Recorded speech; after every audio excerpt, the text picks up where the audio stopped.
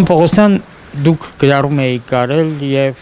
անդրադարձել էիք Արաքս եւ Հախորյան գետերի խառնարանում ինչ-որ շինարարության սկսվելու մասին, ինչ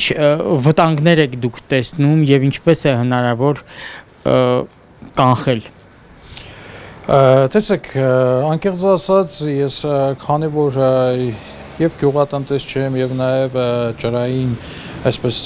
տնտեսության մասնագետ չեմ, բայց շատ պարզ տրամաբանությամբ երևում է, որ Արաքսի եւ Ախորյանի խառնարանում մասնավորապես լուրջ տեխնիկա է աշխատում, նաեւ ինչպես տեսակ լուսանկարներից այնտեղ կան բետոնային պատնեշներ եւ մեր ունեցած ինֆորմացիայով թուրքական կողմը այնտեղ ջրամբար է կառուցում, ինչպես նաեւ համապատասխան պատնեշներ է կառուցում եւ բնականաբար այդ ամեն ինչը որևէ կերպ համաձայնեցված չի հայկական կողմի հետ։ Սովորաբար եթե կա սահմանային ջրային ռեսուրսներ, դա միանշանակ համաձայնեցվում է եւ երկկողմ հարաբերություններով եւ նաեւ տարածաշրջանային շատ այսպես պետություններ ներգրավում, բայց այս դեպքում մենք տեսնում ենք, որ Թուրքիան ինքնուրույն նմանատիպ աշխատանքներ է իրականացնում եւ դա իր մեջ առաջնահերթ վտանգ է ներկայացնում, որ մենք կունենանք որոշակի եւ շատ լուրջ կախվածություն հենց թուրքական կողմից։ Տեսեք, օրերս մենք ականատես եղանք, երբ որ Հնդկաստան-Պակիստան հարաբերությունների լարվածության ֆոնին Հնդկաստանը ամբողջովին փակեց այն բոլոր ջրային ռեսուրսները, որոնք Պակիստանի համար կենսական մեծ լուրջ նշանակություն ունեն։ Նույն կերպ մեր համար կենսական նշանակություն ունի Արաքս գետը։ Եվ այս դեպքում հայկական իշխանությունների բացօթող վիճակի արդյունքում մենք վաղը մյուս օր կհայտնվենք նույն տեղում, ինչում հայտնվեցինք Պակիստանը։ Ու սա նոր չի սկսվել, եթե հիշում եք 44 օրյա պատերազմի ընթացքում առաջին գործողությունները, որ արեց Ադրբեջանը, դա Արցախի ջրային ռեսուրսները իր տիրապետության տակ վերցնելն էր։ Հետագայում նաև նոյեմբերի 9-ի պայմանագրով առաջնահերթ ինքը քարվաճառը պոկեց, չնայած որ այնտեղ որևէ ադրբեջանական զինվոր չէր մտել, բայց քարվաճառը կարողացավ այսպես պոկել տանել եւ արդյունքում առաջին խնդիրը, որ ունեցավ Արցախի հանրապետությունը, հենց ջրային ռեսուրսների հետ կապված, ինչի արդյունքում նաեւ մեծ խնդրեմ եղավ թե Կաշենի հանքի աշխատեցնելու եւ առհասարակ գյուղատնտեսության հետ։ Հիմա մենք Արցախը կորցնելով բավականին լուրջ այսպես ջրային ռեսուրսներ են կորցրել եւ նաեւ մեր ջրային ռեսուրսները արևելյան հատվածում գտնվում են Ադրբեջանի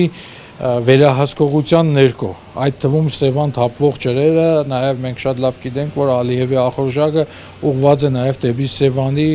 առափնյա շրջաններում վերահսկողություն ունենալը եւ դրա հետ զուգահեռ մենք այսօր արդեն խնդիր ունենք նաեւ Արաքսի հետ, ինչը ինչ որ մի փուլում եթե Հայաստանի իշխանությունները շարունակեն մնալ այս մարտիկ կբերի նրան, որ մենք ամբողջովին կախվածություն կունենանք թուրքական աշխարհից մեր ջրային ռեսուրսները տիրապետելու եւ օգտագործելու հարցում։ Ինչ կանխարգելիչ քայլեր պետք է անեն իշխանությունները։ Տեսեք, այս իշխանություններից որևէ սպասելիք առանձնապես ես չունեմ, որովհետև իրենք ամբողջությամբ ամենայն դեպս կյանքը այս վերջի 7 տարին ցույց տվեցին, որ իրենք սպասարկում են թուրքական շահեր։ Եթե իրականում լինեին հայակենտրոն իշխանություններ, իրենք դա պետք է կանխեին մինչև շինարարությունը եւ դրա համար կային բազմաթիվ գործիքներ, այդ թվում դիվանագիտական, այսպես խողովակով, բնականաբար մենք Թուրքիայի չենք գոնե այս պարագայում հնարավոր չէր որևէ այլ ռազմական ձևով հարց լուծել, բայց դիվանագիտական խողովակներով միշտ էլ եղել են հնարավորություններ այդ ամեն ինչը կանխելու տարիներ շարունակ, թե խորհրդային տարիների ընթացքում են թուրքական կողմը մշտապես փորձել այդ ջրային ռեսուրսները Արաքսի օգտագործել իր հայացողությամբ, թե հետ խորհրդային շրջանում, անկախ Հայաստանի երրորդ հանրապետության պայմաններում, այսինքն սա հնարավոր դերևս կանխել մինչև որոշակի գործողություններ անելը, իսկ հիմա շատ ավելի բարդ է լինելու եւ այս իշխանությունները որևէ կերպ ես վստահ եմ որևէ բան չեն կարող անել այդ ամեն ինչը կանխելու համար, դրա համար անհրաժեշտ է որպեսզի Հայաստանում հնարավորինս շուտ ձևավորվի ազգային պետություն եւ ազգային պետությունը կարծում եմ կունենա այդ մեխանիզմները դիվանագիտական ճանապարհով այդ ամեն ինչը կանխելու համար։ Այս պարագայում եթե մենք հանդուրժում ենք Փաշինյանի իշխանությունը, ուրեմն պետք է պատրաստ լինենք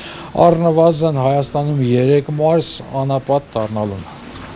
Մենք պիտի նաև այդ մտքի հետ արդեն համակերպված լինենք։ Ռուս սահմանապահների մասին։ Տեսեք, ռուս սահմանապահները այս պահին որևէ բան այլևս չեն կարող անել, բայց եթե Հայաստանի իշխանությունները ժամանակին ճիշտ աշխատանք տանեին 3-4 տարի առաջ, 5 տարի առաջ, այսինքն հստակ այդ համագործակցությունը լիներ, ես կարծում եմ կոնե ռուս սահմանապահները ժամանակին, երբ որ այնտեղ արդեն առաջի տեխնիկաներն էին հայտնվում, ինքը կկարողանար հայկական իշխանություններին աջակցել եւ թեկուզ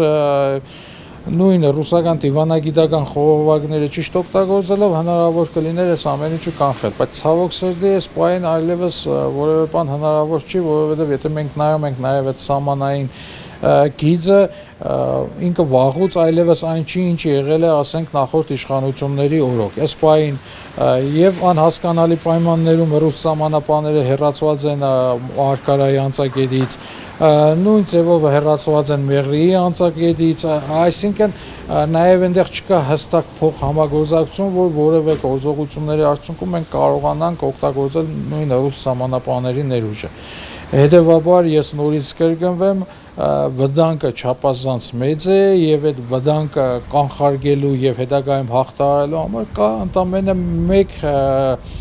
կարևորություն ունեցող հարց՝ ազատվել այս իշխանություններից։ Ինչ չափի ջրազրկման մասին է գնում խոսքը, որովհետեւ մենք ավելի ճիշտ հասկանանք մասշտաբները։ Տեսեք, ես չեմ կարող մասնագիտական այդ ամեն ինչը պատասխանել, որովհետև մասնագետ չեմ, ես ընդամենը կարող եմ երկու կարևոր եզրույթ օգտագործել, նախ Արաքսը դա մեր համար միշտ եղել է եւ կամ մայր գետ, այսինքն մայր սնուցող գետը, պատկերացրեք Արարատյան դաշտավայրի հողերի մեծ մասը, նույնը նաև Վայոց ձորում, Սյունիքում, իրենք ոռոգվել են մշտապես Արաքսից եւ այդ մայր գետը պատկերացրեք իր հունը փոխեն եւ տանեն այլ ուղղությամբ։ Դա կնշանակի, որ Հայաստանի գյուղատնտեսության ճնշող մեծ հատվածը ինքը կվերածվի անապատի եւ սա արդեն կարծում եմ բառերով չի յուրաքանչյուր մարդ էլ մի փոքր երևակայությամբ կպատկերացնի թե ինչպիսի պարենամտերքային խնդիր դեֆիցիտ կառաջանա Հայաստանի Հանրապետությունում։ Եվ տեսեք, եթե փորձենք նաև այսպես զուտ էլի տրամաբանությամբ նայել Հայաստանի բնակչության զբաղվածության մեծ մասը հենց այդ մարզերում գյուղատնտեսությամբ է եւ դա միանշանակ կբերի արտագաղթի շատ այսպես սարսափելի տեմպերի։ Եվ որպես իրավապաշտպան ձեզ չեմ կարող չհարցնել վերջին օրերի ամենաաղմկահարույց միջադեպերից մեկի մասին,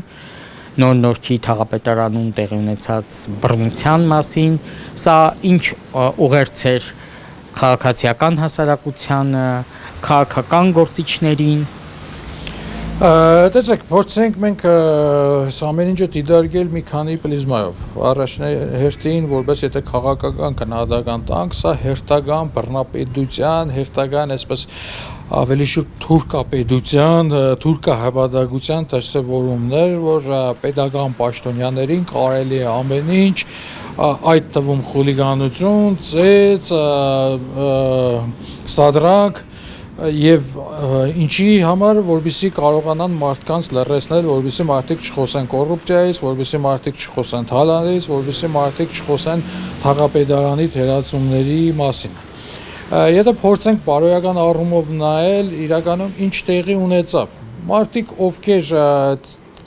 անվճար տեխնիկական վերահսկողություն էին իրականացնում, այդ մարդկանց հայոյում են, հայոյելուց հետո գնում է բացահայտ սադրանք։ Մենք շատ պարզ տեսանք, չէ՞, տեսանյութերով, որ աշխատասենյակից դուրս է գալիս ավելի տարիքոտ եւ մի քիչ երիտասարդ մեկը, ովքեր ուղղակի սադրում են։ Եվ սադրանքը չստացվելուց հետո մի հատ էլ այսպես ավելի հստակ, ասում է դու լավ տղա ես, որը բնականաբար ընդունելի չէ լինի որևէ անձի նման խոսքեր լսելը։ Եվ սադրում են ցես կտրուկը, որից հետո մենք նաեւ տեսնում ենք այդ թաղապետի այսպես արդեն պլանավորված, երևի մի օր առաջ սպորտ դալիճ էր գնացել, մի քիչ մարզվել էր ու այդ տեսնում ենք այդ հարվածները։ Եվ նաև դրանից հետո արդեն իրավական առումով մենք տեսնում ենք, որ մարդիկ ունեին կանաչ լույս։ Դուք պատկերացրեք, եթե նման արարք թույլ տային իրենց սովորական քաղաքացիները կամ ընդդիմադիր գործիչներ, միանշանակ արդեն այս պահին դատարանը կալանքի մասով նիստեր կայացրել եւ որոշել էր ամենակիչը 2 ամիս մեգուսացնել։ Իսկ այս դեպքում որևէ բան չաշխատեց։ Ավելին դրան հետևեց նաեւ քաղաքական սադրանքը, երբ որ Արամ Զավենիչը, այսպես ասած, ասում է սա ռուսական դեսպանատան կազմակերպված գործողություն։ Ախր ռուսական դեսպանատուն էլ բանուկոց չուներ, դինգներ հատ մի հատ ինչ-որ թաղապետի կողմից կոռուպցիոն սխեմաները բացահայտելուն, հա, դրանից հետո ինչ-որ ծեց։ Այսինքն սա ուղղակի նաև հասարակության ուղիղ ասած, կներեք ոչ եթերային բառից համար Արամ Զավենիչը Նիկոլ Փաշինյանը ուղղակի թքեցին երևանցիների դեմքին եւ փորձեցին նաեւ մի հատ ծաղրել։ Ասել որ այ տեսեք, հա, մենք եկել էինք եվրոպական բարքերով ուզում էինք ձեզանից փող կողանալ մանկապարտեզի շինարարության անվան տակ եւ ռուսները եկան տա խանգարեցին։ Եթե ռուսական, չգիտեմ, ռուսները խանգարում են կոռուպցիային, ուրեմն ապրեն ռուսները, որ Հայաստանում խանգարում են կոռուպցիային։ Իսկապես ծիծաղելի եւ նաեւ շատ մտահոգիչ, չափազանց մտահոգիչ, որովհետեւ վաղը մյուս օր նույն կերպ սկսեն ծեծել եւ նվաստացել Հայաստանի ցանկացած քաղաքացու, ով կփորձի խոսել իր սեփական իրավունքների մասին։ Այսքանը։ Իսկ Տիգրան Ավինյանի արձագանքը դες համար ինչպիսին էր, ինչի մասներ այն վկայում։ Չեմ հետևել։ Անկեղծ ես խնայում եմ իմ առողջությունը եւ աշխատում եմ այդ շրջանակներից ընդամենը 1-2 հոգու շատ մեծ դժվարությամբ եւ զզվանքով հետևել։